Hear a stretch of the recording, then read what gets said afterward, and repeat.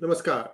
Hello and welcome to PGurus channel. I'm your host Sri Iyer and I have with me Major General retired General D Bakshi, and he's going to share his thoughts on what he thinks is going to transpire in this Russia-Ukraine conflict.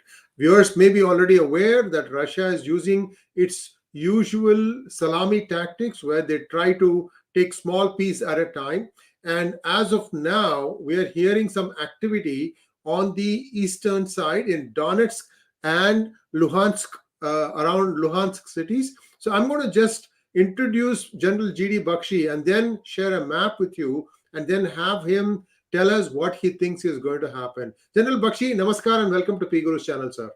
Thank you. Thank you so much. Jai Hind. Sir, this is a very, par for the course thing that is happening. Russia, as usual, is resorting to salami tactics. Here we go.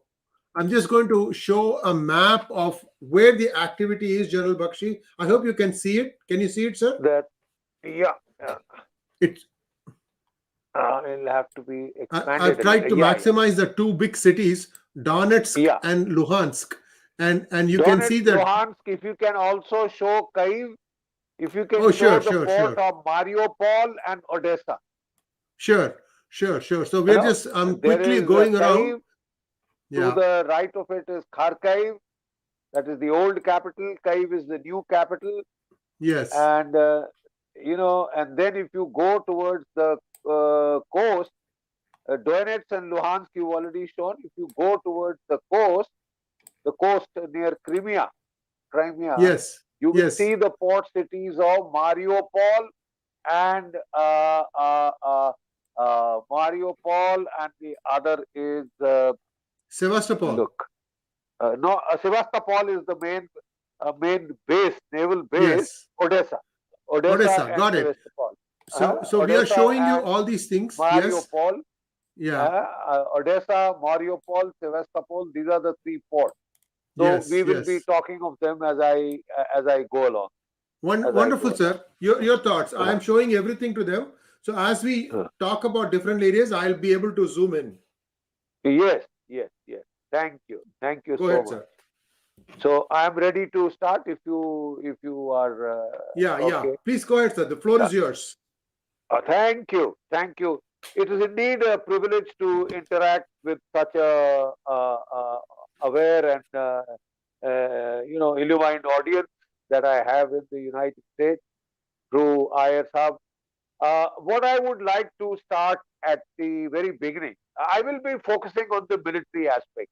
You see, Yes, I'm yes. not getting, as a military man, I don't get into morality plays, and I'm not into the rights and wrongs of it and who is guilty, who's not guilty. I will talk of the military aspect. What does the military capabilities tell us? What could happen militarily? What would Yes. be the outcomes? I'm going to talk of all those. So, when we look at the problems that we are currently, this current crisis in Ukraine, we find that this is very strongly linked to the events that led to the breakup of the Soviet Union, the Right. former Soviet Union, in the year of the Lord 1990. You see, you must remember that at that time, the Soviet Union appeared, it was, a bipolar world. This was the second superpower. America was the first superpower. The Soviet Union was the second superpower. It was a colossus that spanned the continents of Europe and Asia. But very few people realized that it was a wounded civilization. Right? In the Second World War, they had virtually fought Germany for 3 years all alone. And Right. they had suffered 25 million casualties and a heck of a lot of material damage from which they never really recovered. So then the competition started with the United States, and Reagan engaged them with Star Wars, with the missile competition, nuclear competition, etc., which had an impact on the Soviet economy. Very few people know that as part of a very conscious strategy and a very brilliant strategy, the Americans, did economic warfare against the Soviet Union. They said, what is the main export product of the Soviet Union? Oil and gas, right? So after the oil shock of 1973, the Soviet Union had also benefited with the prices of oil going up. In the next decade of the 1980s, the United States worked very hard to bring the prices of oil down. It pressurized Saudi Arabia, Gulf countries to get down the price of oil. One was, of course, to stage economic recovery globally. The other was to beggar the Soviet Union. And the price of oil really got down to $20-30 a barrel. It was almost touching $10 a barrel. And that collapsed the Soviet economy. Without a single shot being fired, the Soviet Union was flushed down the tube of history in the year of the Lord 1990, right?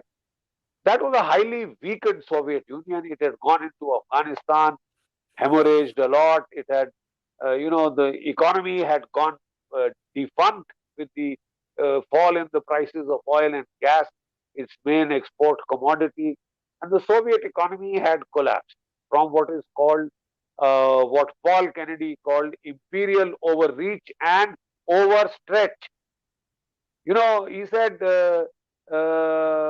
military powers over militarized states like Germany, Nazi Germany, Austria, Hungary, then the Soviet Union, they tend to overspend on the military and in the bargain they suffer economic collapse.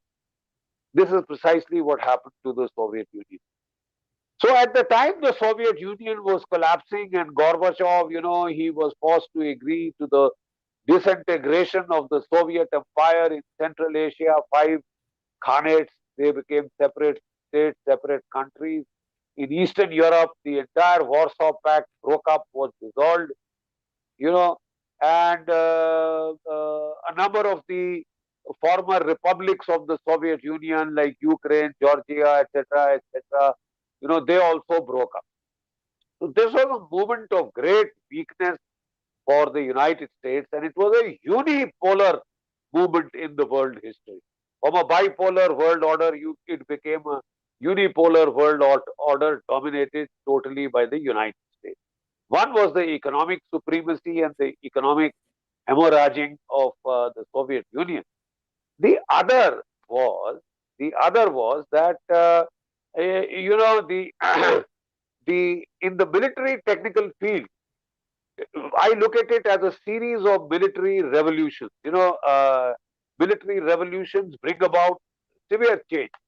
The United States had suffered great losses in Vietnam, losses of men, material, morale, but they had learned great military lessons.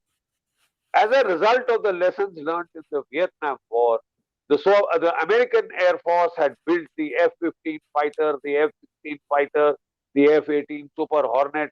These were fourth generation fighters, a class above whatever the Russians, the Warsaw Pact had got then. Then they had also worked on precision guided munition. Because there's a constant race between the fighter aircraft and the anti-aircraft guns and missile systems. There's a constant, race for who will outdo whom. So, the Soviet Union in 73, they had the SAM-6 Quadrat missiles, which were very effective at the lower heights. They had shoulder-fired missiles like the Strela, SAM-7. In the Arab-Israeli War of 1973, so-called Yom Kippur War, they had taken heavy losses. They had caused heavy losses. So now the Americans developed precision-guided munition so they could bomb from high altitude out of the range of these shoulder-fired missiles and yet be accurate, precision-guided munition. These had been used heavily in Iraq. And they had virtually brought Iraq to its knees with a 40-day air campaign. Without using ground forces, Iraq had almost been brought to a collapse. And then the ground forces went. It was just about a few days, and the whole of Iraq, Iraq was more or less finished. In the second Gulf War, it was finished permanently. And Saddam Hussein, he was hanged, etc., etc. All this happened why? Please understand this. Because of the military technical revolution in air power that gave the United States and NATO complete air superiority, and they made it count, not only against Iraq and Libya and these Iran and these Central Asian states, but also against the Russians. The West now had conventional military superiority. And because of this, though at the time of the breakup of the Soviet Union, the then Foreign Secretary, American Foreign Secretary James Baker, he had promised them that there will be not 1 inch eastward movement of NATO. That The time they US wanted them said the to US agree to dispute the sorry. the US disputes that line, saying that we didn't say No, they that. may. I'm just Yeah. giving you the Russian viewpoint. We must, because Russia is the guy who is now involved. So I know Right, that right. it is a disputed viewpoint, but I'm Yeah. now giving you the Russian, why they have adopted the posture, military Yes, posture yes. that they have. So Yes, that is yes, yes. important to understand the backdrop and the Yeah, Russian perspective on this whole issue. of The American course. perspective we are all aware of. You see, Yes. the Indian perspective, let me be very clear at the very outset, now that you raise the issue, is of strict neutrality. We are friends with America, we are friends with Russia. We are Right. getting weapons from America, we are getting friends from Russia. We don't want to get involved. Straight, period, clear. We are neutral. We are neutral in this whole dispute, and we have said in the United Nations and elsewhere that we have no strategic stakes involved, frankly.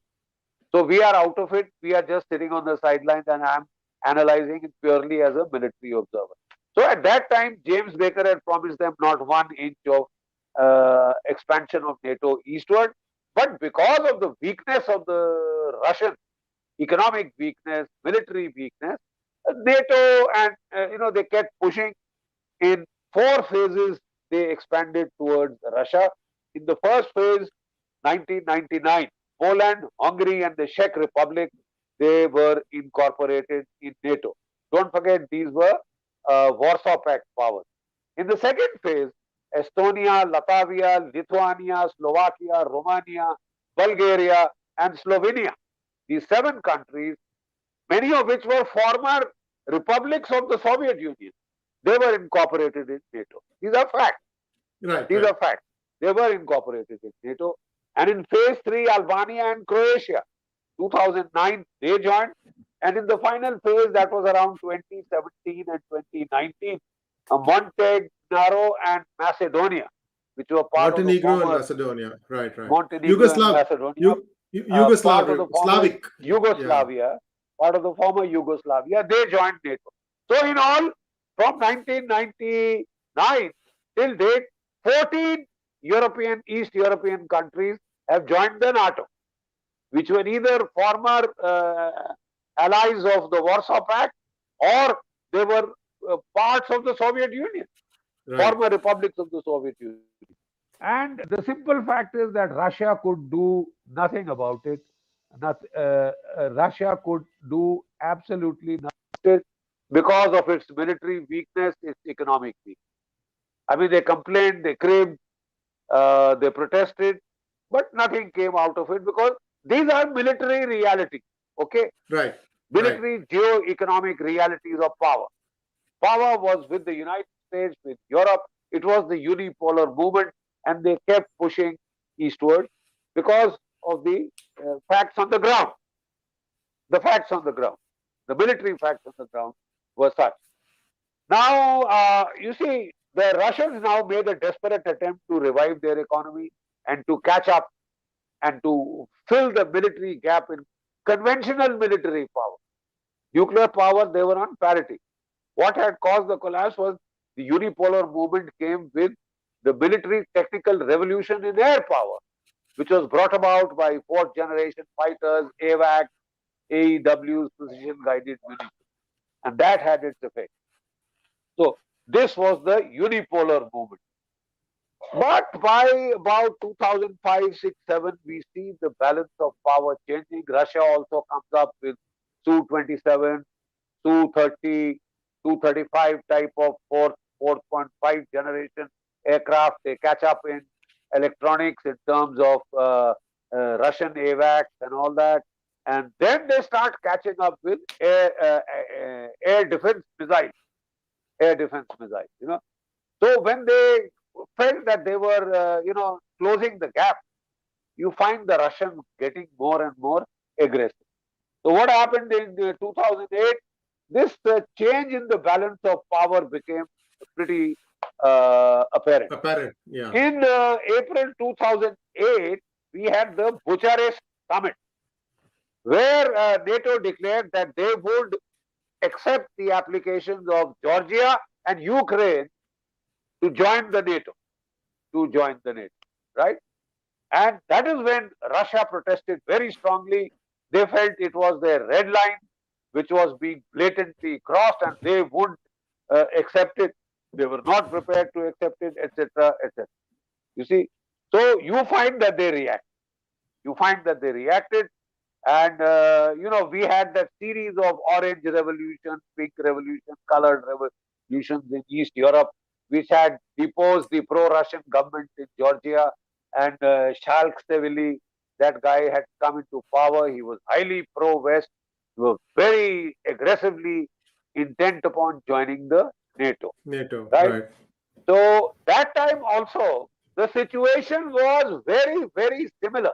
That is why I'm dwelling a little on the 2008 scenario of Georgia. Yeah, yeah. Because what happened in Georgia, it may be a model of what will happen in Ukraine in the week to come. I'm giving you next week's prediction, or Right. maximum 10 days, more or less, something like that is bound to appear. So what happened? Let's take a look at what happened in Georgia to learn our lesson, to look in the rear view mirror and see where exactly are we heading right now, right? So there was a very strongly pro-American, pro-NATO president in Georgia. And then there was, this, when they found that he was, wanting to join NATO, they started creating problems for him in two states of Moldova and Abkhazia. These have got an ethnic Russian-speaking minority, right? Russian-speaking minority. Now, there they did exactly what they are now doing in the Donbass region. They encouraged the Russian ethnic people to revolt against Georgia, to start an insurgency, and they sent in their, then 𝗣𝗂𝘂𝗰𝘀𝘀𝘀𝘀, the president of Georgia, he made the mistake. He thought that NATO would come to his rescue, not realizing that Article 5A comes into force only once you are a member of NATO. As of then, he was wanting to join NATO. He was not become a member, right? So he went all out and he sort of, attacked Russian insurgents in Abkhazia. There was a major battle. Now the Russians had already massed their troops like they have now, and they were fully ready. The moment he gave them that excuse to intervene, they did a massive cyber attack, brought down crashing all the systems, whether electric power generation, traffic light, banking system, etc.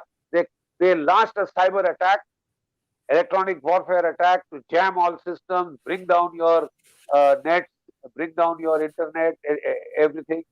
And then they massively attacked in the air, the ground, and from the sea dimension. There was that Rocky tunnel, which was a choke point, but the Russians had already planned it out quite thoroughly. They dashed across and they attacked Georgia, and they captured a number of cities, which included 𝗤𝗏𝘂𝘂𝘀𝘀𝘀𝘀𝘀𝘂, Senaki, Poti, and Gori, right? These are cities outside the two states of Moldova and Abkhazia.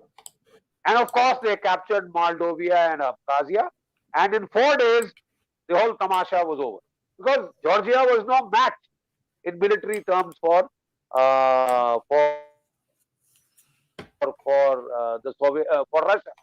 It was no match.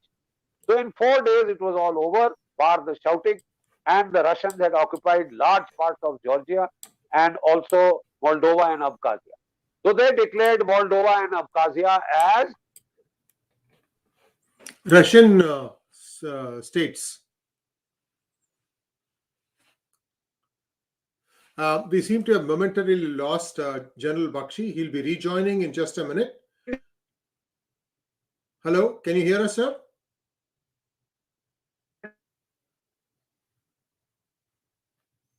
General Bakshi?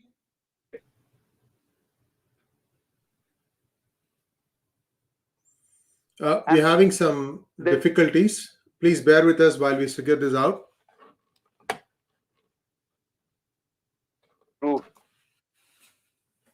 Sir, can you turn the video off? Maybe we can try that way.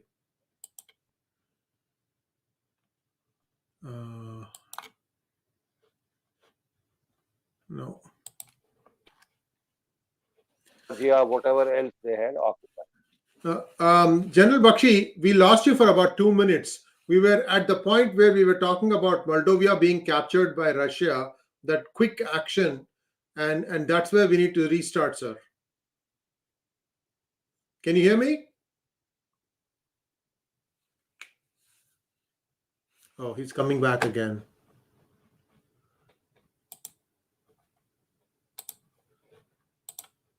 Hello? Hello? Hello? Can you see? Yeah, we can hear you. We can't. Can you hear me? There's some problem. Yeah. Hello, Aya, can you hear me? Yes. Yeah. Yes. Yeah. Sorry, the net went down all of a sudden. Can we start? So now this is what happened in 2000. So we were on Georgia, right. And this is what happened in 2008. Yeah. And my analysis as a military analyst is that quite what happened in Georgia is likely to replicate itself in the current situation in Ukraine. But before that, we need to also take a look at what happened in 2014 when Russia annexed Crimea, right? Crimea, right? So we need to take, because you must learn your lessons. The first lesson in NATO did not intervene in 2008 when the Russians attacked, because it is felt that in the backyard of Russia, with the military technical advances the Russians had made, it would become a very difficult proposition to intervene and to hope to succeed, and it could lead to serious escalation to the nuclear level. Right. Which is what he is threatening now. Which is, in fact, today, Putin is doing those exercises of nuclear missiles to indicate that if push comes to shove, I am prepared to use nuclear weapons. I mean, that is a threat that is being held out. I don't think anything of that sort will happen, but the threat is being held out. So now let's take a look at the Crimea model. We've seen the Georgian model of Russian military intervention. Now let's take a look at Crimea. Now, once again, there was this Yanukovych was the very pro-Russian president in Ukraine, and he was deposed. He had to flee. There was this orange revolution again on the Maidan in Kyiv. There were lots of demonstrations, etc. And on 22 February 2014, Yanukovych, the pro-Russian president of Ukraine, he had to flee to Russia. Now, once again, Russia felt that one of its serious red lines was being violated. Ukraine is a traditional invasion route to Russia. Don't forget the Napoleon invaded through this way. The German forces in World War II also came into Ukraine, right? It's a very traditional invasion route. So the Russians once again felt threatened. They already had the naval base of Sevastopol in the Crimean Peninsula. They already had it as a naval base. It had been leased by them, right? So they were already in Crimea. And when this trouble started, once again they started fingering in the Donbass. That means in the two provinces of Donetsk and Luhansk, they started supporting the ethnic rebellion of the Russian-speaking people in this Donbass region. in the two provinces that I had mentioned to you, which Yeah, is I've got them, sir. I've got them. Yeah, so I've so got them. so Yeah. so there they started fingering, and in Crimea, they just straight away from the Sevastopol port they went out, and in a matter of days, without a shot being fired, the Russians had occupied the whole of Crimea. Okay, the Russians had occupied the whole of Crimea, and they sort of made it very apparent.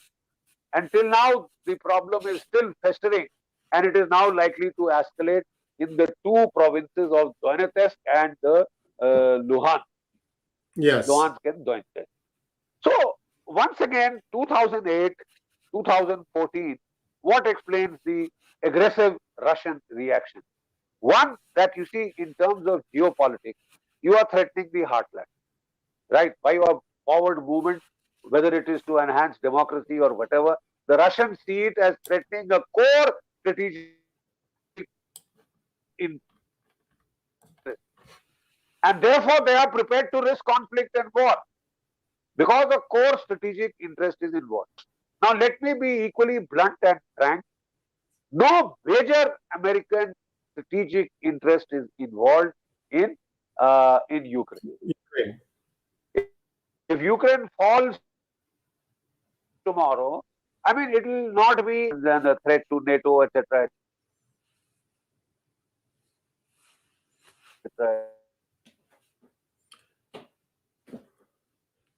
Sir, we are finding it difficult.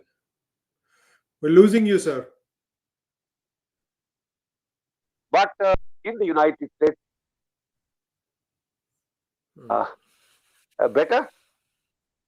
Some bloody problem with the net here. Is it better now? Yeah. It's better now. Please go ahead. Yeah. We said US doesn't have any strategic interest in Ukraine, so that is why vital it might strategic state. Yeah. No vital strategic state comparable to the Russian state. And a lot of American geopolitical pundits like Professor 𝗣𝗚𝘀𝗰𝘀𝘀, like Stephen Cohen, like Henry Kissinger. Now, Henry Kissinger had said that the United States should be a settled maxim of American policy, never to take on more than one major Asian power at one time and at any given time. That means Russia, China, India, Japan, these are all major Asian powers. And the most major of them is China and Russia. So never take them on together. This is Henry Kissinger had said. And I thought it made, as a military analyst, eminent good sense. You don't combine your enemies, make them stronger and fight unless you are that strong. And with due apologies, people should not mind my saying so. But the rest of the world has not been very impressed by what happened in Afghanistan. I mean, to the contrary, it has caused severe damage to American military reputation for no rhyme or reason. It's not that you had lost or you were driven out. You just decided to run. And then it became a kind of a panic withdrawal. It doesn't add to your, you had a solid military reputation for that. You still do. But it has been badly tested. So people are saying, look, if you can't fight the Afghans, how is it that you're going to take on the Russians and the Chinese together? Superior strategy would mean that you separate the two. You make peace with one and sort out the other, and then you can sort the other out at leisure. Right? But you can't take them both on together. It is not good strategy. Period. Nobody can tell me that is the best strategy. Oh, we'll get the whole world together against us and then we will fight. We will still win. I don't think so. Your own strategic pundit.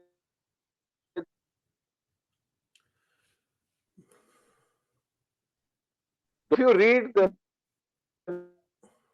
late issue of the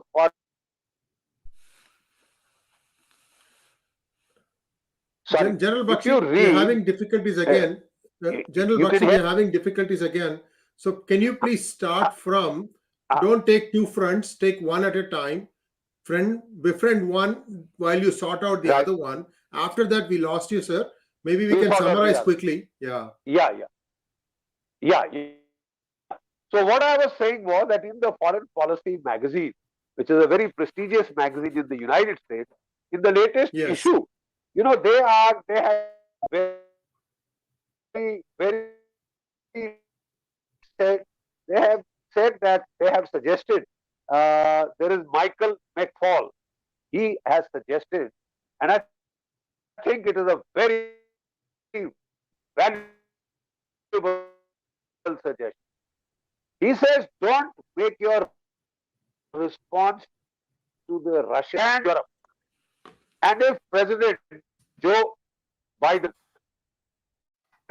President Joe Biden makes a grand strategic gesture, something like the Helsinki Conference of 1975, there are a lot of arms control pacts in Europe Hmm. that have now become outdated, useless, intermediate forces, pacts, etc., etc. This is European package. Russia will fight. You focus with China. Unfortunately, we just lost him. He's going to try and rejoin. But what he's trying to say is the Helsinki Accord 1976, wherein a lot of things were agreed to. And maybe something like that should be what should be done now, is what he was saying. He was quoting from the Foreign Policy magazine. It is foreignpolicy.com, if I'm not wrong. If it is not .com, it will be .org. So you can try and look up on the website the article that General Bakshi was mentioning. He is coming back again. Hopefully, this time it's a little bit better. Let's see what happens. Yes, sir. Go ahead, sir. Uh, uh, We were at Sorry. Helsinki Accord. I hope it Helsinki Accord, is not the cyber 1976. attack.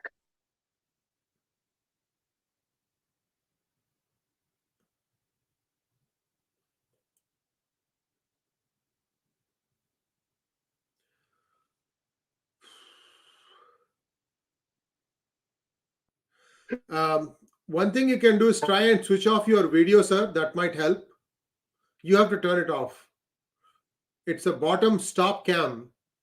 Can you try and stop the camera? I think viewers, we may have lost him again. Let's just wait for a second. It's frozen. Suffering with a bit of a poor net. Can you turn off your camera? Do stop cam. At the bottom, there'll be a thing called stop cam. Turn off your video camera. Just use audio, sir. Okay.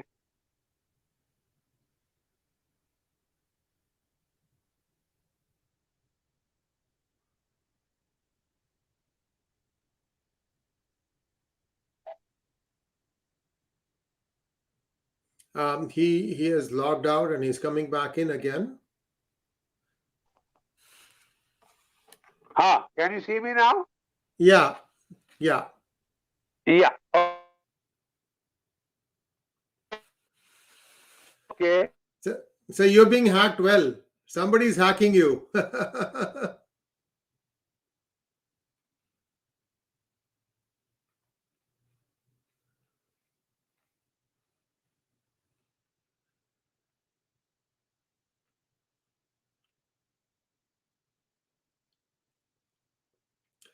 Okay. Well, viewers, this is certainly something very interesting that's going on. So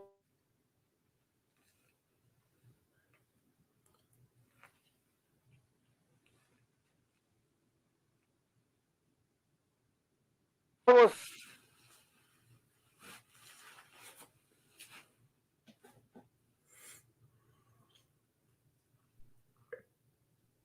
do a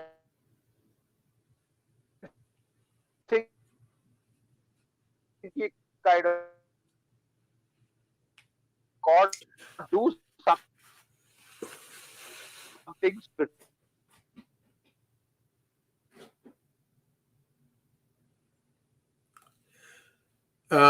We seem to be again having difficulties, but if I understand General G.D. Bakshi correctly, what he's saying is the equivalent of a Helsinki Accord needs to be signed again, and so that the US can clearly define. Sir, can you turn off your video? Turn off your video. Stop cam bottom. That will improve the what we can hear you, but we don't have to see you. That will help.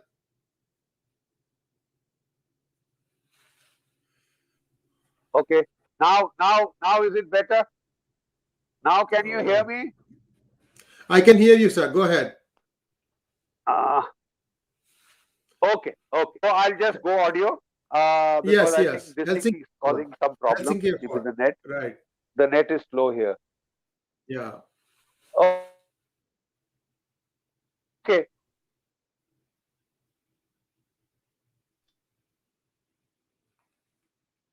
So, like I was saying, that should be, don't go for a tactical knee-jerk response, go for a strategic response. Try and marginalize and resolve the European problem with the Ukraine thing. The American viewpoint, look, there are principles involved. Type of government that it wants and choose who it wants to align with. But you also say in the same breath, President Biden has said, we will not put boots on the ground in Ukraine. So without them, and what you will do is you will do a whole lot of sanctions. What are these sanctions? Right. You will क्या कहते हैं? SWIFT. They can turn off SWIFT. SWIFT. That would mean like the average Russian will not be able to get any remittances from outside. All these Russian oil firms, defense firms,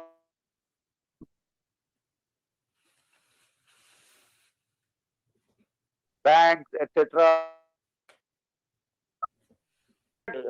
Switching off Nord Stream 2. Now, 5 German companies, they help build Nord Stream 2. It gets them gas 5 times lower price than from the spot market. So they are. You can hear me already? Yeah. Please go ahead. Shall I go economic sanctions to cause you pain? Yeah. Let's wrap up quickly, sir, because the sound is still off and on, but at least we can hear you. These economic sanctions have say that they have just aligned with China. China will be their bank. China will buy their gas, etc., and weaken the impact of the sanctions. Are going to stop the Russians from invading. They have already started shelling, etc., in the 2 provinces, Donetsk and the L province, as I had mentioned, Luhansk, and they have started shelling, they started exchanging fire, and the escalation is going on. They want to use that as an excuse to invade. Now, what are the military options? Purely as a military analyst, what are the military options? These are 3. One is Georgia Redux. That means he goes primarily for these 2 provinces of Donetsk and Luhansk, and alongside he goes for a few other cities, a few other cities like Kharkiv, like possibly Mariupol port, like the Odessa port, which will deny the entire coastline to Ukraine, and he'll grab these 2 provinces. Then he might vacate all the rest, declare these 2 provinces as part of Russia, as their Duma has already passed the resolution. First option, this is called the Georgia Yeah. Redux Georgia or repeat. Redux. He attacks, tries Yeah. and takes. Apart from these two, he takes from the Donbass, he takes the whole of the Donbass, he takes Kharkiv, he takes Mariupol, he takes the port of Odessa. Right? The third option is full-scale option. Full-scale option. And if I was the Russian, scale option, I will get sanctioned. Right? So the fact is, the Russians may decide for a full-scale option. Now, out of 12 Soviet combined armies, which we call corps, each corps has 3 divisions. Out of 12 Russian combined armies, 11 are now deployed along the borders with Ukraine. They've got some about 190,000 troops deployed. They've got their Su-35 fighters, etc., all deployed forward. Their attack helicopters, their for the Spetsnaz special forces operation, their B-8 helicopters, they are all forward. B-17 helicopters are forward deployed. Their artillery tanks are forward deployed. Their 41 army is now doing an exercise in Belarus, and it is well placed to straight away along the river attack the capital of Kyiv, which is what President Biden said yesterday, that he might even attack the electronic warfare attacks, and it will be quickly followed by combined 3 arms, Army, Navy, Air Force, massive attacks, one on the capital city of Kyiv, on Kharkov, that old capital city, and they will go for Donbass, they'll go from Crimea, they'll head for the ports of Mariupol and the ports of Odessa. They will make Ukraine a totally landlocked country. Now his aim would not be to stay put and hold territory, except in the Donbass region, in Donetsk and Luhansk, right? Elsewhere, his aim will just be to destroy. Professor Mearsheimer has said his aim is not to occupy Ukraine, because that could get him bogged down in guerrilla warfare, like happened in Afghanistan. So why should he do that? He will do what he did in Georgia, quick in, quick out. He will destroy Kyiv, the capital city. He will use his cruise missiles, his hypersonic missiles. He will use his self-propelled artillery, his multi-barrel Grad rocket, his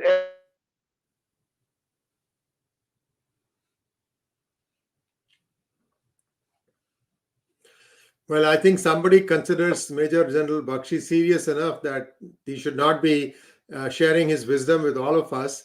And we seem to have momentarily lost him again. But you get the idea. He has given 3 options. Mariupol and military option.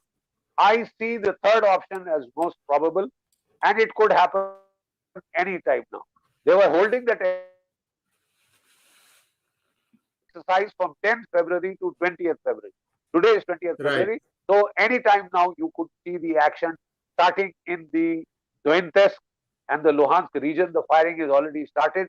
The moment he gets a big enough pretext, he could go in.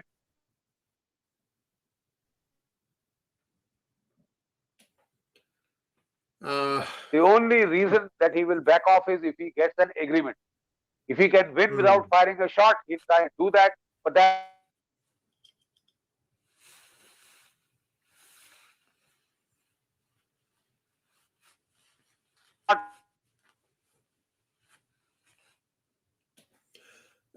we wish we could get General Bakshi. Unfortunately, now again we are seeming to have some technical difficulties. Even the audio is not coming through. But I think viewers, apologies. I think you understand where things are headed. It might be there might be another quick accord whereby US and USSR, or US and Russia rather, will say that okay, these are our contours of conflict.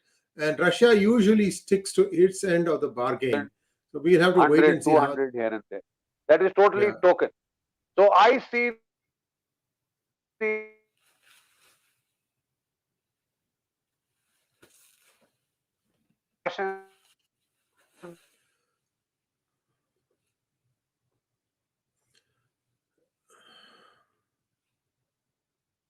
Unfortunately, our video connection is again attacking, giving us trouble. and pretty soon I'll be happy to take on any question. Sir, we unfortunately are not able to hear you properly, and there are more observations than questions. So I think we can call it a wrap at this point, sir. Thank you very much for taking the time out of your busy schedule. It's a Sunday morning and probably lunchtime or closing to lunchtime for you. Thank you very much, sir. Namaskar.